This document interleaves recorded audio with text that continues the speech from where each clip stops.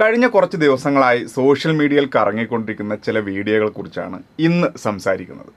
സാമ്പത്തിക പ്രതിസന്ധി മറികടക്കാൻ പിണറായി സർക്കാർ 10 ലക്ഷത്തിന് മുകളിൽ വരുന്ന എല്ലാ വീടുകൾക്കും നിർമ്മാണ തൊഴിലാളി ക്ഷേമനിധി ബോർഡിന് സെസ് നൽകണമെന്ന് നിയമം കൊണ്ടുവന്നു എന്നാണ് വീഡിയോക്കാർ പറയുന്നത്.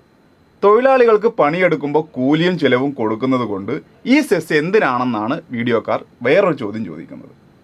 സംഗതി കോൺഗ്രസിനും BJPക്കും വേണ്ടി പണം വാങ്ങി പടച്ചുവിടുന്നതാണെങ്കിലും ചിലരെയെങ്കിലും തെറ്റിദ്ധരിപ്പിക്കാൻ ഈ കുത്തിത്തിരിപ്പുകാർക്ക് സാധിച്ചിട്ടുണ്ട്. അതുകൊണ്ടാണ് ഈ വിഷയത്തിലെ വസ്തുതകൾ എന്താണെന്ന് നിങ്ങളോട് പങ്കുവെക്കാമെന്ന് കരുതിയത്. ഒന്നാമതായി, ഏതെങ്കിലും ഒരു സർക്കാരിന് തോന്നുന്ന പോലെ ജനങ്ങളിൽ നിന്ന് പൈസ പിരിക്കാൻ പറ്റുമോ? ഇല്ല. എന്ത് ചെയ്യണമെങ്കിലും നിയമപരമായ അംഗീകാരം ആവശ്യമാണ്. ഇതിൽ ആർക്കും തർക്കമുണ്ടാവില്ല എന്ന് കരുതുന്നു.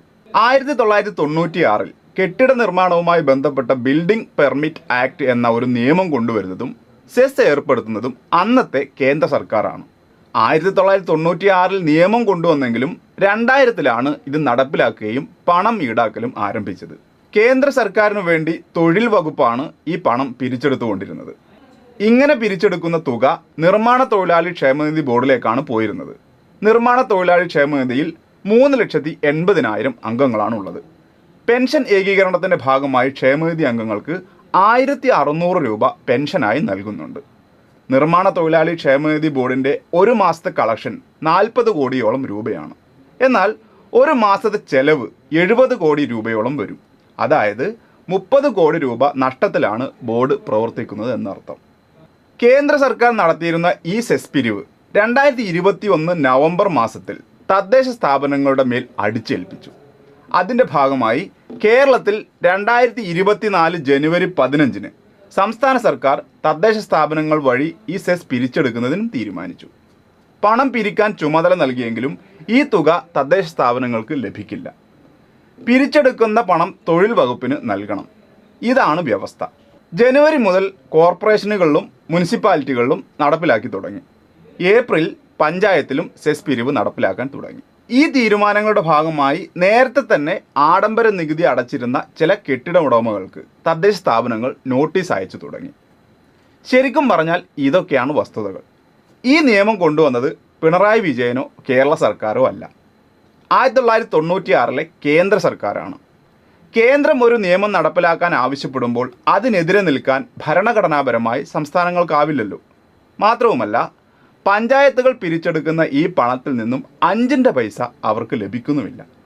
2000 മുതൽ നടപ്പിലുള്ള ഒരു സംവിധാനം ഇപ്പോൾ കേന്ദ്രം തദ്ദേശ സ്ഥാപനങ്ങളുടെ പിടലിയിലിട്ടതാണ്. പക്ഷേ പണം പിരിച്ചെടുക്കാൻ അവർക്ക് നിയമപരമായ ബാധ്യതയുമുണ്ട്. അതാണിപ്പോൾ പ്രതിപക്ഷത്തിൽ നിന്നും BJPയിൽ നിന്നും പണം വാങ്ങി സംസ്ഥാന സർക്കാർ എന്തോ വൻ കൊള്ള നടത്തുന്നു എന്ന പേരിൽ വ്യാജ വീഡിയോക്കാർ പ്രചരിപ്പിക്കുന്നത്. മാത്രവുമല്ല, ഈ സെസ് ആഡംബര നികുതി നിലവിൽ അടച്ചുകൊണ്ടിരിക്കുന്ന കെട്ടിടമുടമകൾക്കുള്ളതാണ്. അല്ലാതെ സാധാരണക്കാരെ ഇതൊട്ടും ബാധിക്കുന്നതേ ഇല്ല. 2016 നക്ഷത്ര ചിഹ്നമിടാത്ത ചോദ്യമായി മോൻസ് ജോസഫ് MLA ഈ ചോദ്യം നിയമസഭയിൽ ചോദിച്ചിരുന്നു.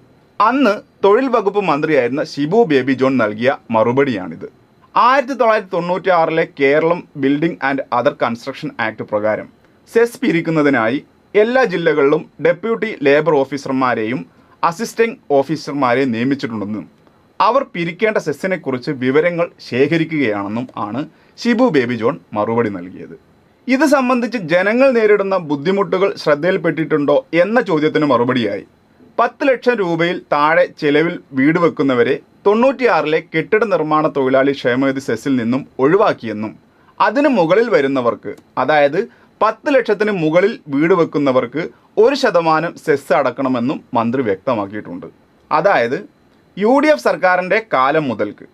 അതിലും പിന്നോട്ട് പോയാൽ 96 നിയമം പ്രാബല്യത്തിൽ വന്നത് മുതൽ ഈ തുക പിരിച്ചെടുക്കുന്നുണ്ട് എന്ന് സാരം. പലപ്പോഴും ഇത് പിരിക്കാതെയും വീട് വെച്ചതിന് ശേഷം അടക്കാതെ പോവുകയും ചെയ്യുന്ന സ്ഥിതി ഉണ്ടായിട്ടുണ്ടാകാം. അത്രയേ ഉള്ളൂ. 28 വർഷങ്ങൾക്ക് മുൻപ് വന്ന ഒരു നിയമം ഇപ്പോൾ വീണ്ടും ചർച്ചയാകുന്നതൊക്കെ എന്തിൻ്റെ അടിസ്ഥാനത്തിലാണെന്ന് അരിയാഹാരം കഴിക്കുന്ന എല്ലാവർക്കും മനസ്സിലാകും. എങ്ങനെയെങ്കിലും പിണറായിയുടെ നെഞ്ചത്ത് കയറണം, അത്ര തന്നെ.